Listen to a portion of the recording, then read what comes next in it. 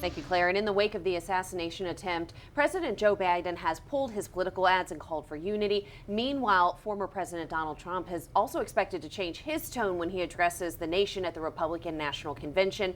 So joining us is our political analyst. We have John Daigle here. Let's talk about this weekend's events. So how do you think Saturday's shooting may possibly change the political campaigning as we have the campaigns now calling for more unity? Right. I mean, both candidates over the weekend seem to be using the events of the attempted assassination to call for more unity. It's said that President Trump told the New York Post that he is rewriting his speech, and of course President Biden had the speech from the Oval Office last night. It will be interesting to see if that call for unity sticks. I mean, President Trump was already going to have a very good week with his convention this week and Biden's convention in a month. We're 113 days out from this race. That's an eternity in the political world.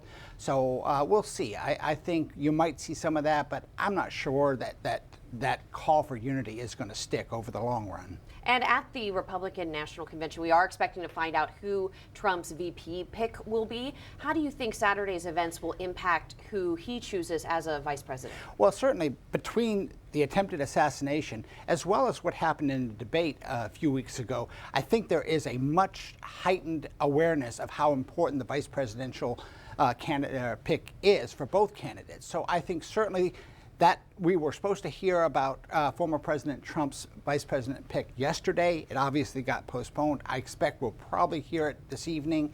There is a lot more of attention knowing that former President Trump was an inch and a half away from not being there as to who he picks as his number two. And what do you think this assassination attempt does for swing states or voters who are kind of sitting on the fence? Do you think it pushes them kind of one side or the other? And that's the key question. Again, you know, I think both President Biden and former President Trump will both get a impact with their base.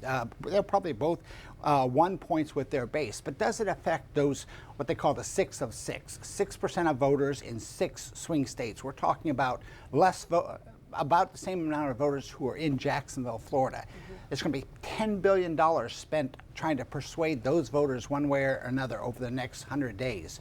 And whether what happened this weekend or what happened in the debate 3 weeks ago will impact those, that is the $100 million question. And I'm not sure either event has a huge impact on those voters.